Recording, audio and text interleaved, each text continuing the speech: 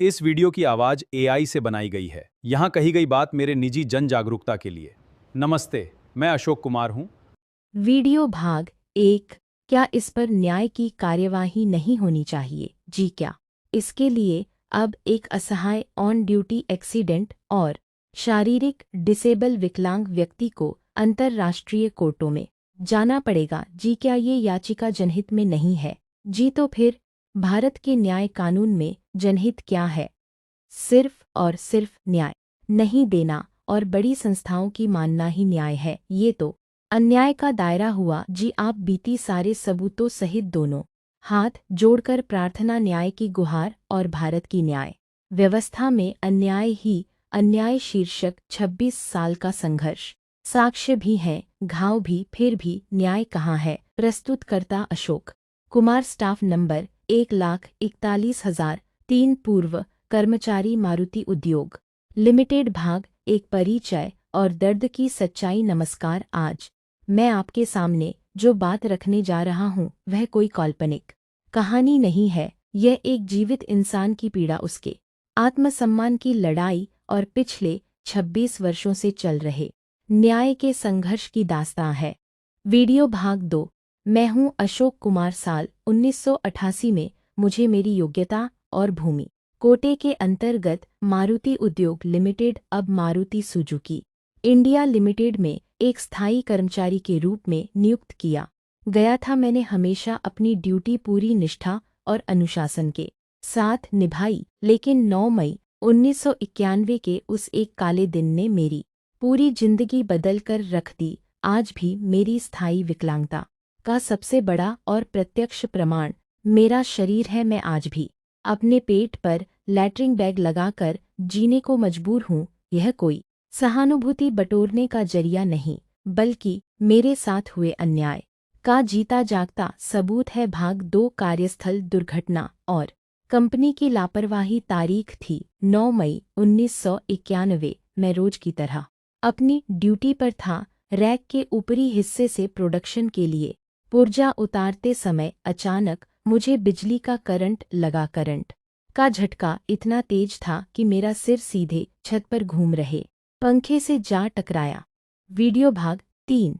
मैं अपना संतुलन खो बैठा और ऊंचाई से नीचे रखी एक लोहे की भारी ट्रॉली पर गिर गया। इस भयानक हादसे में मेरा सिर फट गया और लोहे की ट्रॉली का एक तेज धारदार एंगल मेरे रेक्टम मलाशे में गहराई तक घुस गया। मैं वहीं बेहोश हो गया। संवैधानिक और कानूनी बिंदु। फैक्ट्रीज एक्ट 1948 धारा 7A 13-22-41। कार्यस्थल पर सुरक्षा की घोर लापरवाही थी। पंखा सीधे रैक के ऊपर था, बिजली के तार खुले थे और सुरक्षा का कोई इंतजाम नहीं था। कर्मचारी मुआवजा अधिनियम 1923 धारा 3। हादसे के बाद कंपनी के चीफ मेडिकल ऑफिसर ने स्थिति को देखते हुए मेरे आजीवन इलाज की मंजूरी दी और मुझे दिल्ली व गुरुग्राम के बड़े अस्पतालों में रेफर किया। भाग 3, धोखे से बर्खास्तगी और मानसिक उत्पीड़न। हादसे के बाद मेरा जीवन इलाज और अस्पतालों के चक्कर काटने में बीतने लगा, लेकिन कंपनी ने सहानुभूति दिखाने और मुआवजा देने के बजाय मेरे साथ क्रूरता की। वीडियो भाग 4। 26 फरवरी 2000 को जब मैं लगातार ड्यूटी पर जा रहा था, कंपनी ने मुझे बिना किसी उचित कारण के आदतन छुट्टी लेने वाला और अयोग्य घोषित कर दिया। मुझे एक रजिस्ट्री पत्र और कुछ रुपयों का चेक भेजकर अवैध रूप से नौकरी से निकाल दिया गया। मुझसे कहा गया, अपना पीएफ लो, इलाज कराओ, मर जाओगे तो नौकरी कौन करेगा? क्या कोई कंपनी किसी कर्मचारी का एक्सीडेंट होने के बाद उसे इलाज देने के बजाय नौकरी से निकाल सकती है? यह सीधे तौर पर इंडस्ट्रियल डिस्प्यूट्स एक्ट धारा 25F और 25N का उल्लंघन था। भाग 4। बेगुनाही के 11 अकाट्य प्रमाण। कंपनी ने घरेलू जांच में मुझे झूठा साबित करने की कोशिश की, लेकिन मेरे पास अपनी बेगुनाही और कंपनी की दुर्भावना के 11 ठोस सबूत हैं। पहला, पोस्टमैन की गवाही। चार्जशीट के रिकॉर्ड में डाकिया ने साफ लिखा कि अशोक कुमार के घरवालों ने बताया है कि वह इलाज के लिए अस्पताल गया है, यानी मैं जानबूझकर गायब नहीं था। वीडियो भाग 5। दूसरा सहकर्मियों के हस्ताक्षर अब्दुल लतीफ और दयाचंद ने प्रमाणित किया कि मैं कंपनी गेट पर सूचना देकर ही अस्पताल जाता था। तीसरा डॉ कांता यादव की रिपोर्ट मेडिकल सूची 26। 10 दिन का बेड रेस्ट कंपनी रिकॉर्ड में जमा था और इसका क्लेम भी कंपनी ने पास किया था। चौथा सरस्वती अस्पताल की रिपोर्ट मेडिकल सूची 27। रेक्टम से लगातार ब्लीडिंग होने की रिपोर्ट कंपनी के पास जमा थी। पांचवा चीफ मेडिकल ऑफिसर की मंजूरी कंपनी के डॉक्टर ने खुद मुझे मोदी अस्पताल दिल्ली भेजा था, लेकिन वहां से लौटते ही मैनेजर SKR शर्मा ने द्वेष भावना के तहत मुझे चार्जशीट थमा दी। छठा मेडिकल सूची 19 इंक्वायरी ऑफिसर के हस्ताक्षर युक्त दस्तावेज जो मेरी गंभीर बीमारी को साबित करते हैं। सातवां एक्सीडेंट रिपोर्ट सीनियर मैनेजमेंट और सेफ्टी विभाग के हस्ताक्षर वाली आधिकारिक दुर्घटना रिपोर्ट मेरे पास आज भी मौजूद है। भाग 6।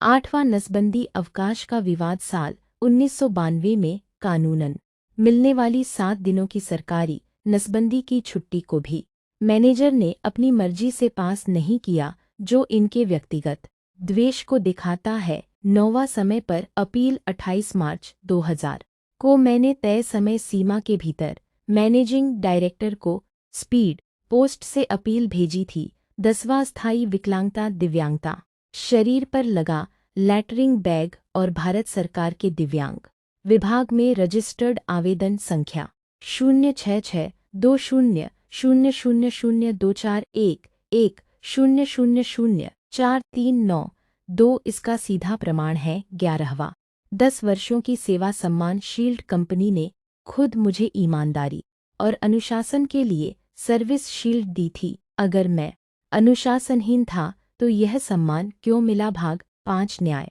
प्रणाली से सवाल और अंतिम अपील मेरे पास सारे प्रमाण थे, लेकिन लेबर कोर्ट और हाई कोर्ट में तकनीकी उलझनों और कंपनी के वकीलों के दबाव के कारण मेरे केस को खारिज करवा दिया गया। संलग्न 5 नए साक्ष्यों को रिकॉर्ड में सम्मिलित किया जाए तथा पूर्व में प्रेषित 11 साक्ष्यों की निष्पक्ष जांच कराई जाए। अधिवक्ता एवं कंपनी अधिकारियों की मिलीभगत वीडियो भाग 7 तथा न्यायालय की अवमानना की जांच कराई जाए। यदि कोई अन्य दस्तावेज अपेक्षित हो तो मैं हार्ड कॉपी सॉफ्ट कॉपी तत्काल उपलब्ध कराने को तैयार हूँ।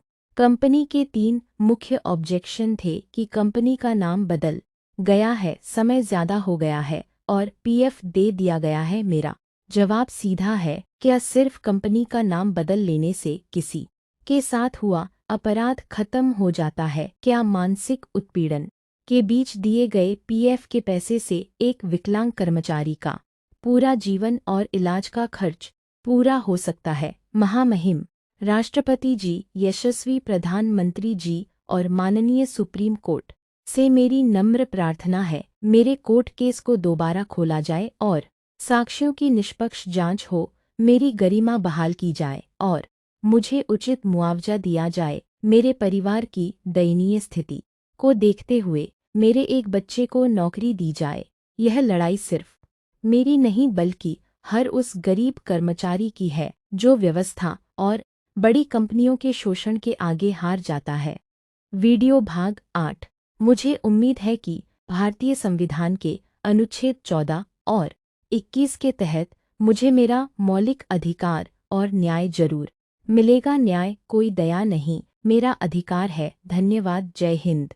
महत्वपूर्ण नोट व संपर्क विवरण व्हाट्सएप संपर्क +91 99925537996 ईमेल ak9992557 साइट gmail.com वर्तमान पता मोहम्मदपुर अहिर ताउडू रोड गुरुग्राम हरियाणा 122105 अशोक जी। आपके व्हाट्सएप लिंक संपर्क https नोस्बाई नु नोइडू नोइडू 553 नोश आधिकारिक email president of India @RON-PDF पिछली मेल पर है जी। दूसरी प्रेसिडेंट ऑफ इंडिया @NICON-PDF पिछली मेल पर है जी। वीडियो भाग 9। तीसरी कनेक्ट @MyGov निच NPDF पिछली मेल पर है जी चौथी सुप्रीम कोर्ट एटनिक PDF पिछली मेल पर है जी पांचवा सिमहरियाना एटनिचकंड पिछली मेल पर है जी Facebook pin link https facebook.com video hub on in Facebook page pin link https facebook.com सूचना आयुर्वेदिक जड़ी बूटियां प्रकृति का वरदान लेकिन सावधानी जरूरी। आयुर्वेदिक जड़ी बूटियां सदा से वरदान रही हैं और भविष्य में भी रहेंगी, पर याद रखें बिना डॉक्टर की सलाह के इस्तेमाल खतरनाक हो सकता है। ओम नमः शिवाय। प्रकृति की यह अमूल्य देन सदा से मानव जीवन के लिए वरदान रही है। पूरा वीडियो यूट्यूब पर देखें, लिंक इन बायो फॉलो करें। वीडियो हब लेखक अशोक कुमार यादव। डिस्क्लेमर, यह सामग्री केवल शैक्षणिक उद्देश्य से है। किसी भी जड़ी बूटी या उपचार का उपयोग करने से पहले किसी योग्य डॉक्टर या आयुर्वेदिक चिकित्सक से सलाह अवश्य लें। नोट, इस वीडियो में उपयोग की गई आवाज टेक्स्ट टू स्पीच सॉफ्टवेयर द्वारा तैयार की गई है। मारुति एक्सीडेंट ऑन ड्यूटी, धोखे से नौकरी खाई। वीडियो अच्छी लगे तो लाइक करके चैनल सब्सक्राइब कर लेना। मिलते हैं अगली वीडियो में। लेखक व क्रिएटर अशोक कुमार यादव, प्रस्तुतकर्ता वीडियो हब।